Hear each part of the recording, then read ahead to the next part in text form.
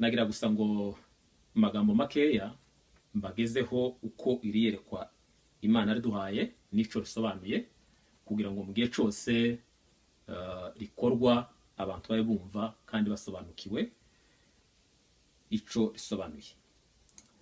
Umunsi umwe ndi mu masengesho natekereje ku ijambo hejuru yo kuramya ico bisobanuye, dore ko ari nayo ntego y'itorero ya Eglise de Louange.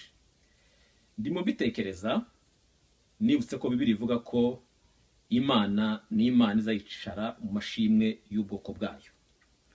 Aho ubwoko bwayo buteraniye buyiramya by'ukuri, Imana iramanuka ikicara muri ayo mashimwe.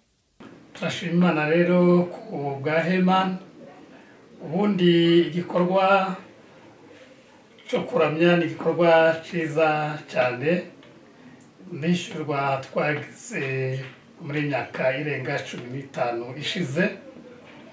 Ubundi icyo Imana yaremeye umwana w'umuntu ni ukugira ngo azayirabe. Kuramya ni ijuru ku isi, ibyo akenshi byagiye bigaragara, ariko cyane byatangiye igihe cy'umwami Dawudi. Igihe Dawudi yafashe isanduku y'isezerano akarishyira i Siyoni, afata imiryango itatu: umuryango wa Azafu, wa Hemani na Yedutuni. Muri abo kuri batatu abasaba kuririmbira Imana amasaha 24, kuko imbere y'Imana hari icyo gicaniro cy'abaririmbyi, abaramyi bahora bayiramya. Iyo tubikoze rero ku isi, ijuru riramanuka rikadusanga. Kuramya n'ijuru ku isi bisobanura iki? Biva hehe? Ubundi kimwe mu bintu bikomeye Imana yaturemeye ni ukuyihimbaza. Yaturemeye kuyihimbaza, ariko ijambo guhimbaza Imana, kuramya Imana no gushima Imana ni amagambo akunda gusa kandi akunda kujyana. Ubundi ushobora guhimbaza Imana utari muyiramya, ushobora no kuramya Imana utari muyishima, kuko bigenda byuzuzanya. Ijambo rero kuramya Imana turifate mu buryo buri broad, bwinjizamo guhimbaza Imana, bizanamo ndetse no gushima Imana. Abarimo kuramya ntibongera kubona Imana nkiri kure yabo, ahubwo bayibona nkiri imbere yabo kandi hafi yabo, kuko Imana iba yamanutse ikicara muri ayo mashimwe barimo bayiha. Kandi aho Imana iri irahindura ijuru, kuko Imana ituye mu ijuru. Nasanze nta gishobora gutuma ijuru rimanuka ku isi keretse abaramya by'ukuri. Nico gihe muri nje hajemo iki gitekerezo kivuga ngo kuramya ni ijuru ku isi. Kugira ngo ngaragarize mu ncamake ico kuramya isobanuye, ni ukuvuga ngo iyo turimo kuramya tuva mu isi tukabana n'Imana mu ijuru, kuko iba yamanutse ikicara mu mashimwe y'ubwoko bwayo. Turamya Imana mu buryo bwinshi mu buzima busanzwe, ariko kuri iki gikorwa nyirizina ca Hemani cyane ni intego bihaye kuramya Imana mu ndirimbo, baririmbira Imana, bishimira Imana ku mirimo Imana yakoze binyuze muri Yesu. Turabashimira cyane ku mwete bagaragaza n'umuhate baba bafite.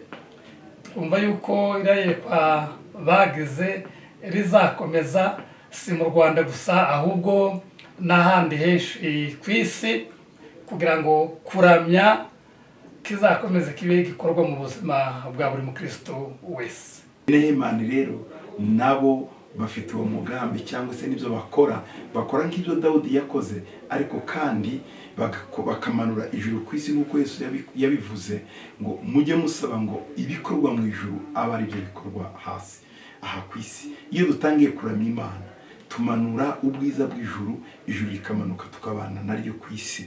Abamarayika b'Imana bishimira indirimbo, iyo dutangiye kuririmba baramanuka, abera bose n'abandi bose. Kabashimira na Hemani kuko iryo yerekwa irifite igihe cyose tumanurira ijuru ku isi. Kuramya ni ijuru ku isi. Twese nk'abakristo dusobanukiwe yuko mu ijuru abamarayika bahora baramya Imana, bamwe ndetse bayiririmbira. Byumvikana yuko ni amahoro, ni umutekano, n'ibyishimo. Gushima Imana buriya ni umwambaro wacu wo mu mwuka.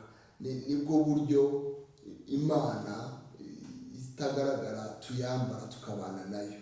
Iyo umanutse mu gushima imana, iyo uzamutse mu gushima imana, iyo upfukamye mu gushima imana, iyo uryamye mu kuramya imana, uba urimo wambara amavuta y'umwuka. Nibwo buryo bwonyine imana igenda iguha n'ibyishimo byayo. Ndibuka ijambo riri muri Yesaya 66:3 bavuga ngo yantumye no gushira itegeko ab'Isiyoni barira ryo kuba ikamba mu cyimbo cy'ivu n'amavuta yo kunezerwa mu cyimbo cy'ubwirabure. Urumva iyo abantu bagiye mu mavuta yo kunezerwa n'undi mwambaro baba bambaye. Nanone kuramya ni agakiza. Nibuka Zaburi 50:23 hari ukuntu Dawidi abivuga neza, aravuga ngo untambira ishimwe wese abanyubakiriza. Untambira ishimwe wese abanyubahiriza, bivuga ngo nibwo buryo bwo kubahiriza imana, nibwo buryo imana itwereka agakiza kayo. Untambira ishimwe wese abanyubahiriza kandi utunganya ingeso ze, nzamwereka agakiza kanjye. Rero kuramya imana ni ukubona agakiza k'imana.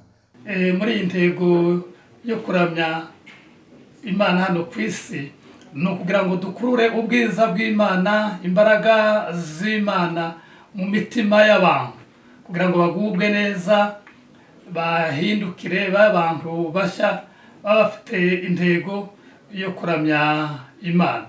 Ni igikorwa kibera mu ijuru, twifuza yuko buri mukristo wese yakigira ice, bikazageza ndetse naho n'abandi bataramenya imana bizabinjiramo, bizabashengeramo, kugira ngo nabo barushizeho guhinduka.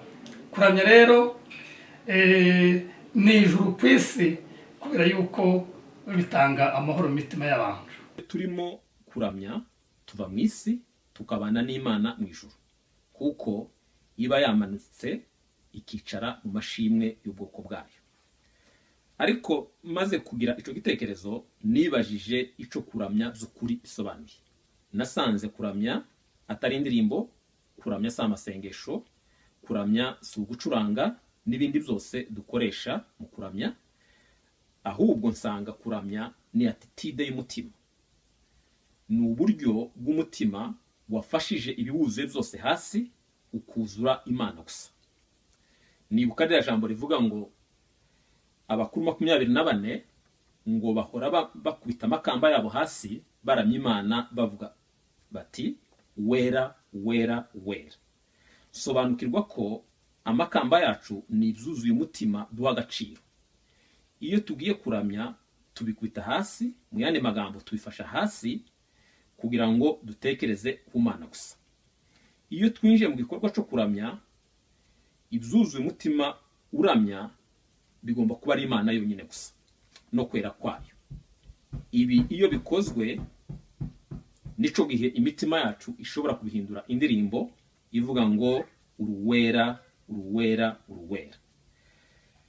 Abafite bene uwo mutima bose, iyo baririmbye, basenga, bapfukamye, bacuranga cyangwa se bakora ubundi buryo bwabo bwose baramya, imana iramanuka ikicara muri ayo mashimwe, kandi ahiri irahindura ijuru. Ari naho havuye ijambo nkunda kuvuga ngo ubuzima buramya ni ubuzima bunezerwa, kuko iyo utunze ubuzima buhora buramya imana, uhora mu ijuru, ugahora unezeranwa n'imana. Mu magambo make rero, ibyo nibyo bisobanuro byiyerekwa byo kuramya ni ijuru ku isi. Kandi maze kugira iriyerekwa, nashoboye kubishira ku capa kugira ngo rizabiyerekwa rihoraho, ndetse n'itorero Eglise de Louange izarigendereho. Akaba ari uko icyo gitekerezo cyaje, cyangwa se iryo yerekwa, kandi nkabashima imana ko kugeza kuri uno munsi rikihari rikomeje, ndetse by'umwihariko dushimira Heman Worshipers ikomeje iriyerekwa kugira ngo irigeze ku isi hose. Igihe cyose tuzaba turamya ari imana dushize ku mutima gusa, ariyo dutekereza yonyine, ariyo yuzuye umutima wacu, izamanuka kandi niyadusanga tuzaba mu ijuru turi ku isi. Mu ncamake ibyo nivyo bisobanuro by'iryo yerekwa, nubwo twarivugaho birebire kuko ni icigwa kirekire, ariko nashatse kubihina mu magambo make kugira ngo ababikora babikore babisobanukiwe ndetse banabikore uko bisabwa. Imana ikomeze kubaha umugisha muri ico gikorwa.